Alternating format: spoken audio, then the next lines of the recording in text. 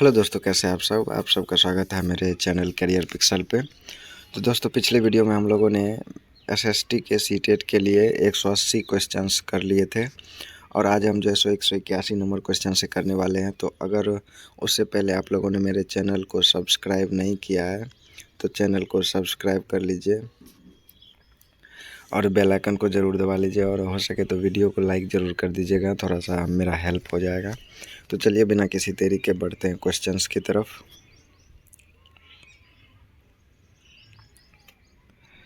तो 181 number question है कि निम्नलिखित में से कौन सी तमिल कृति में हमें आम पुरुषों और महिलाओं के जीवन के बारे में सूचित करती है। तो इनमें से कौन सी तमिल कृति है जो हमें जो है सो पुरुषों और महिलाओं के आम जीवन के बारे में सूचित करती है। तो इसका सही आंसर है option number D, Periya Puranam. Periya Puranam जो है सो एक ऐसी 12वीं शताब्दी की तमिल कृति है जिसमें आम पुरुषों और महिलाओं के जीवन के बारे में सूचित करती है। इस महाकाव्य की रचना जो है सो इलांगो आदिगल ने की थी। पेरियार पुरम की रचना किसने की थी? तो इलांगो आदिगल ने की थी। चलिए बढ़ते अगले क्वेश्चन की तरफ। तो अगला क्वेश्चन है कि ऊन और पेड़ों की छाल, कपास, पटुआ तथा सन को तैयार करने के काम में विधवाओं, सक्षम अक्षम महिलाओं, भिक्षुणियों, वृद्धों, वैश्याओं, राजा की अवकाश प्राप्त दासियों, सेविकाओं और अवकाश प्राप्त देवदासियों को लगाया जा सकता है। यह कताई बुनाई कारखानों पर दिए गए निर्देश निम्नलिखित में से किस ग्रंथ में वर्णित है? यह निर्देश जो है सो इनमें से किस ग्रंथों पर वर्णित है? तो यह जो है सो ऑप्शन नंबर सी इसका सही आंसर हो जाएगा, अर्थशास्त्र। अर्थशास्त्र में जो है सो यह वर्णित था। बढ़ते हैं अगले क्वेश्चन की तरफ। तो उससे पहले जो है सो कुछ लेखक के नाम यहाँ पर दिए गए हैं जिन्हें आप लोगों को याद कर लेना चाहिए कि मुद्रा राक्षस के लेखक कौन है? तो विशाखा दत्त हैं। राज तरंगिणी के लेखक कल्हण है। अर्थशास्त्र के लेखक चाणक्य हैं। अष्टाध्यायी के लेखक पाणिनि है और कुमार संभवम के लेखक कालिदास हैं। यह जो है सो आप याद जरूर कर लीजिएगा। बढ़ते हैं अगले क्वेश्चन की तरफ। तो अगला क्वेश्चन है कि निम्नलिखित क्षेत्रों में से उन क्षेत्रों की पहचान कीजिए जहां अतीत में आए अरबी और चीन के व्यापारियों के उल्लेखनीय सांस्कृतिक प्रभाव हैं। तो इसका सही आंसर हो जाएगा ऑप्शन नंबर बी, केरल और लद्दाख। केरल और लद्दाख दो प्रमुख क्षेत्र हैं जहां अतीत में आए अरबी और चीन के व्यापारियों के उल्लेखनीय सांस्कृतिक प्रभाव हैं। तो चलिए बढ़ते अगले क्वेश्चन की तरफ। अगला क्वेश्चन है कि खुदा की रचना के खाते में उसका ब्यौरा चूँकि मर्दों की सूची में नहीं आता, इसलिए इतनी शानदार खूबियों से भी उसे आखिर हासिल क्या हुआ? यह लेखांश जो है सो 13वीं शताब्दी में किसके लिए लिखा गया था? तो यह लेखांश जो है सो रजिया के लिए लिखा गया था। रजिया सुल्तान के लिए यह लिखा गया था। बढ़ते हैं अगले क्वेश्चन की तरफ। तो अगला क्वेश्चन है कि किसने स्त्री पुरुष तुलना किताब लिखी है? तो स्त्री पुरुष तुलना किताब किसने लिखी है? तो ताराबाई शिंदे ने लिखी है। तो ऑप्शन नंबर बी इसका सही आंसर है कि स्त्री पुरुष तुलना किताब किसने लिखी है? तो ताराबाई शिंदे ने लिखी है। और भी जो और भी जो बुक्स हैं और उनके लेखक दिए हुए हैं उनका नाम आप ज़रूर याद कर लीजिएगा कि स्त्री पुरुष तुलना लेखक कौन है? तो ताराबाई शिंदे। स्त्री धर्म नीति के लेखक कौन है? रमाबाई। और आमेर जीवोन के लेखक रास सुंदरी देवी। सुल्ताना का स्वप्न नाम के किताब का लेखक है रुकैया सखावत हुसैन। और गॉड ऑफ स्मॉल थिंग्स के लेखक हैं Arundhati Roy. God of small things के लेखक अरुंधति रॉय। फास्टिंग फीस्टिंग के लेखक अनीता देसाई। चलिए बढ़ते अगले क्वेश्चन की तरफ। तो अगला क्वेश्चन है कि सुल्ताना का स्वप्न नामक किताब की लेखिका कौन है? सुल्ताना का स्वप्न जो है सो यह किताब किसने लिखा था? तो यह किताब लिखा था रुकैया सखावत हुसैन ने। सुल्ताना का स्वप्न किसने लिखा था? तो रुकैया सखावत हुसैन ने लिखा था। और भी जो है सो कुछ बुक्स के नाम है जिन्हें आप याद कर लीजिएगा कि सुल्ताना का स्वप्न किसने लिखा? तो यह रुकैया सखावत हुसैन ने लिखा था। दिल की दुनिया इस्मत चुगताई, यह किसने लिखा था? तो यह जो है सो इस्मत चुगताई ने लिखा था। प्लेस कॉल्ड होम, यह लिखा था प्रीति सेनॉय ने। उसके बाद the tiger of Drass, Meena Nayyar के द्वारा लिखा गया था the tiger of Drass. Unfilled barrel किसने लिखा था? तो ऋचा मिश्रा ने लिखा था। अनफील्ड बैरल ऋचा मिश्रा ने लिखा था। चलिए बढ़ते हैं अगले क्वेश्चन की तरफ। अगला क्वेश्चन जो है सो मिलान के लिए है। तो भरतनाट्यम कहाँ का है, कुचिपुड़ी कहाँ का है, कथकली कहाँ का और यक्षनम कहाँ का है? तो इसका चलिए सीधा हम जो है सो मिलान ही देख लेते हैं। तो भरतनाट्यम जो है सो तमिलनाडु का है, भरतनाट्यम तमिलनाडु का है, कथकली केरल का है, यक्षनम कर्नाटक का और कुचिपुड़ी आंध्र प्रदेश का है। तो इसको जो है सो आप याद जरूर कर लीजिएगा। बढ़ते अगले क्वेश्चन की तरफ। तो अगला क्वेश्चन है कि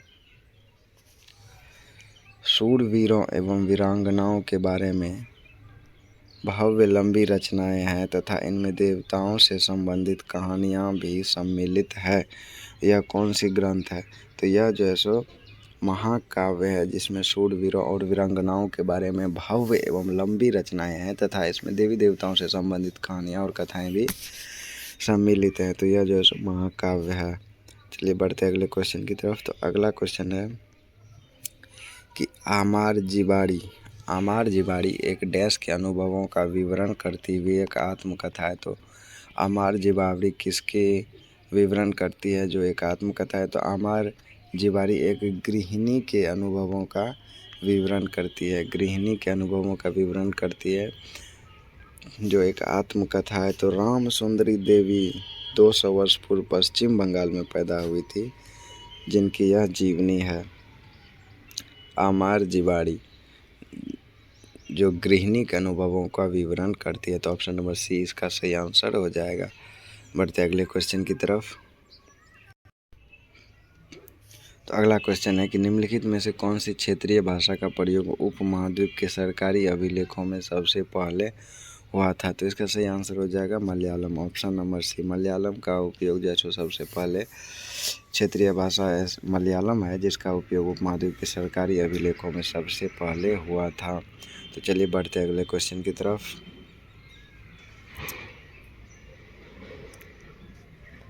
अगला क्वेश्चन है कि तमिल महाकाव्य सिलप्पदिकारम की रचना की गई थी। तो तमिल महाकाव्य है सिलप्पदिकारम, जिसकी रचना जो है सो इलांगों के द्वारा की गई थी। इसकी रचना किसके द्वारा की थी? तो इलांगों के द्वारा इसकी रचना की गई थी। तो इस महाकाव्य में एक साधारण युगल कन्नगी और उसके पति कोवलन की एक दुखद प्रेम कहानी है। तो चलिए बढ़ते अगले क्वेश्चन की तरफ। अगला क्वेश्चन है कि भारत के किस क्षेत्र से बौद्ध धर्म तिब्बत पहुंचा? तिब्बत जो है सो भारत के किस क्षेत्र से पहुंचा? तो लद्दाख होते हुए जो है सो तिब्बत पहुंचा था बौद्ध धर्म। तो ऑप्शन नंबर बी इसका सही आंसर हो जाएगा। चलिए बढ़ते अगले क्वेश्चन की तरफ। तो अगला क्वेश्चन है कि तुलसीदास की रामचरितमानस किस भाषा में लिखी गई थी? तो रामचरितमानस किसने लिखा था? तो रामचरितमानस जैसे तुलसीदास ने लिखा था। और किस भाषा में लिखा था? तो वह जैसे अवधी भाषा में रामचरितमानस जैसे तुलसीदास ने लिखा था। अवधी भाषा में रामचरितमानस ने तुलसीदास ने रामचरितमानस किस भाषा में लिखा था? तो अवधी भाषा में लिखा था। चलिए बढ़ते अगले क्वेश्चन की तरफ।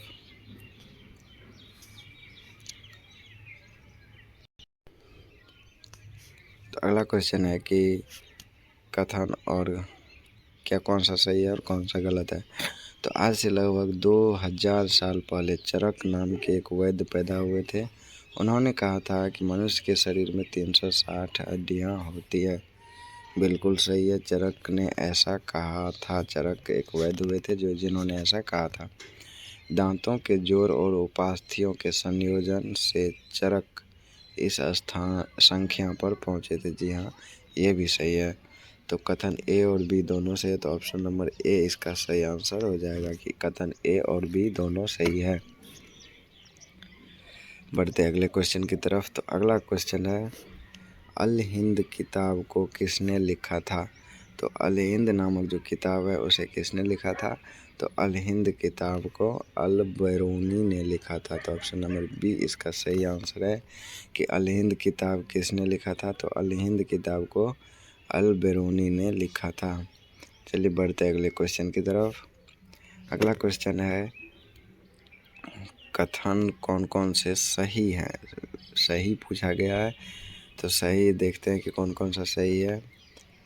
शिलाप्पादिकारम के बारे में, शिलाप्पादिकारम के बारे में कौन सा सही है। तो यह एक इलांगो द्वारा रचित है, तो यह बिल्कुल सही है। शिलाप्पादिकारम को इलांगो ने लिखा था। उसके बाद यह एक तमिल भाषा में रचित ग्रंथ है, ये भी सही है। इसमें कोवलन और माधवी की बेटी की कहानी है, यह गलत है। और इसकी रचना लगभग 5000 वर्ष पूर्व की गई, ये भी गलत है। इसका सही आंसर हो जाएगा ऑप्शन नंबर ए और बी, केवल ए और बी सही है। चलिए बढ़ते हैं अगले क्वेश्चन की तरफ। तो अगला क्वेश्चन है कि प्राचीनतम लघु चित्रकला किस पर बनाए जाते थे। प्राचीनतम जो लघु चित्रकलाएं बनाई जाती थी वह किस पर बनाई जाती थी। तो वह जो है सो तारपत्र पर भी बनाई जाती थी, कागज़ पर भी और लकड़ी के तख्ती पर भी बनाई जाती थी। तो इसका सही आंसर हो जाएगा बी, सी और डी। तो ऑप्शन नंबर डी इसका सही आंसर है, बी, सी और डी। प्राचीनतम लघु चित्रकला किस किस पर बनाई जाती थी। तो ताड़पत्र पर, कागज़ पर और लकड़ी की तख्ती पर बनाई जाती थी। चलिए बढ़ते हैं अगले क्वेश्चन की तरफ।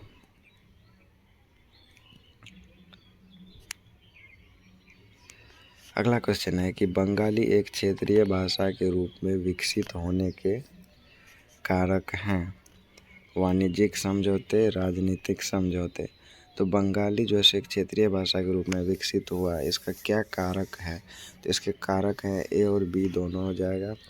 तो इसका सही आंसर ऑप्शन नंबर सी हो जाएगा, ए और बी दोनों। बढ़ते हैं अगले क्वेश्चन की तरफ।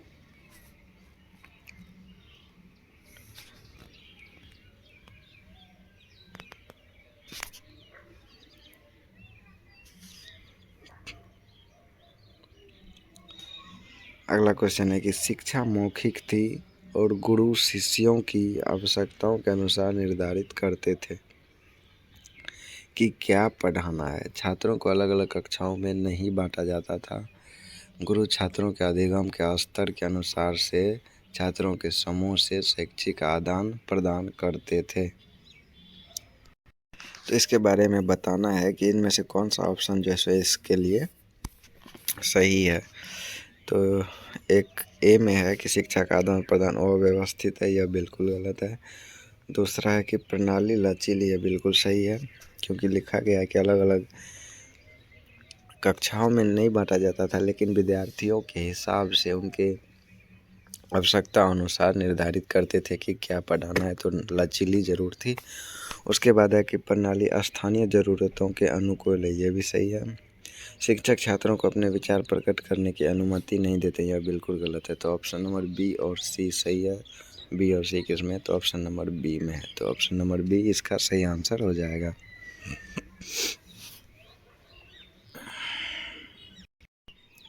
बढ़ते अगले क्वेश्चन की तरफ। तो अगला क्वेश्चन है कि भक्ति के विशेष रूपक निम्नलिखित है।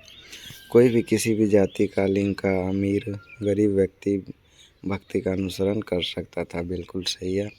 उसके बाद है केवल ब्राह्मण ही भक्ति के मार्ग का अनुकरण कर सकते थे, बिल्कुल गलत है। देवता या देवी के समक्ष समर्पण पर जोर था, बिल्कुल सही है। विस्तृत बलिदानों और यज्ञों के प्रदर्शन पर जोर था, ये गलत है। तो इसका आंसर क्या हो जाएगा। तो ऑप्शन नंबर ए और सी हो जाएगा, ए और सी। तो इसका सही आंसर है ऑप्शन नंबर डी, ए और सी ऑप्शन नंबर डी में है। चलिए बढ़ते अगले क्वेश्चन की तरफ। अगला क्वेश्चन है मिलान करने के लिए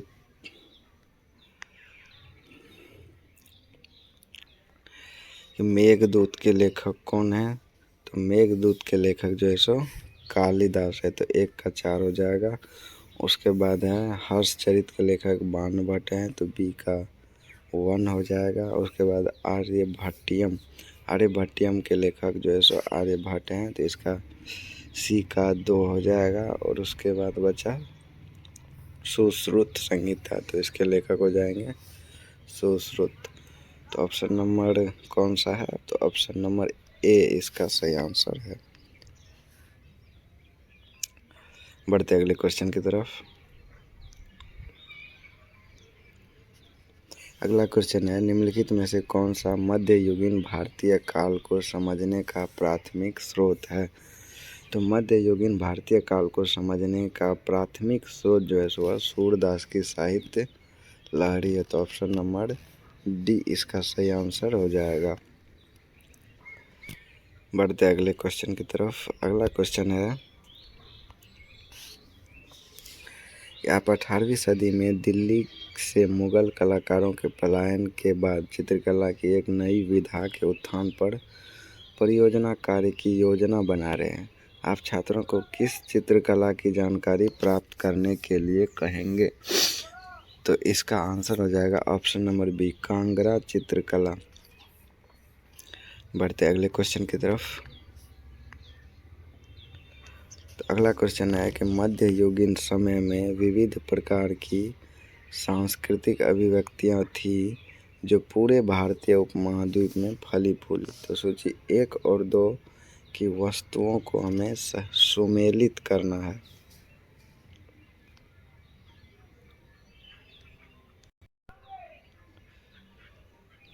तो चलिए इसको जो है मिलान करते हैं। तो इसका व्याकरण और काव्य शास्त्र 1 का हो जाएगा 2,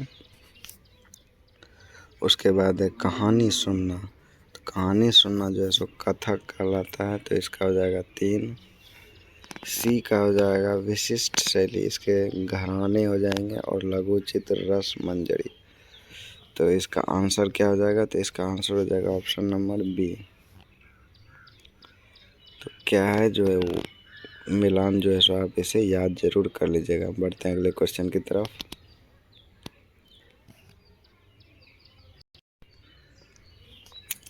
तो अगला क्वेश्चन है कथन और कारण का। कथन है कि हम्पी वाणिज्यिक और सांस्कृतिक गतिविधियों का केंद्र था। बिल्कुल सही है।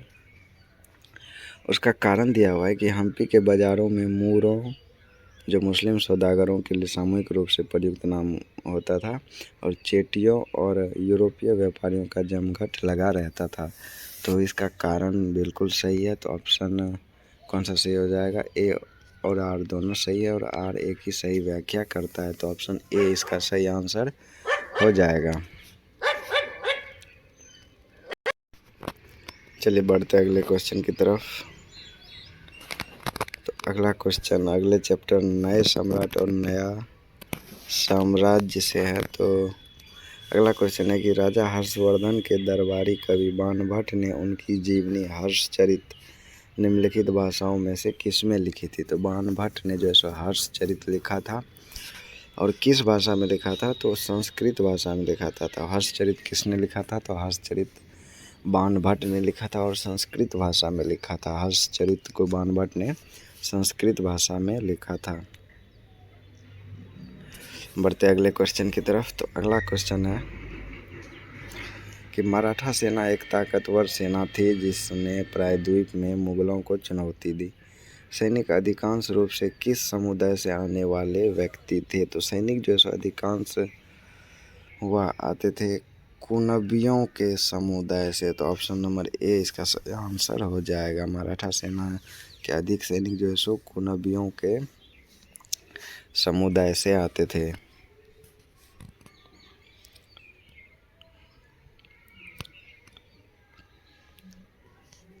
अगला क्वेश्चन है कि निम्नलिखित में से किस लेखक ने हर्षवर्धन के विषय में लिखा, रविकृत, जुआनजंग या फौजियान। तो जुआन के जंग ने लिखा और रविकृत ने लिखा। तो ऑप्शन ए इसका सही आंसर है। बढ़ते अगले क्वेश्चन की तरफ।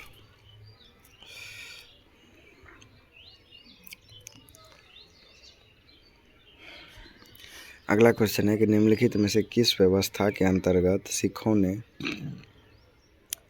किसानों से उनकी उपज का 20% कर के रूप में लेकर बदले में उन्हें संरक्षण प्रदान किया। तो यह राखी व्यवस्था के अंतर्गत ऐसा किया गया था कि सिखों ने किसानों से उनकी उपज का 20% जो है सो कर के रूप में लिया था और बदले में उन्हें संरक्षण प्रदान किया था।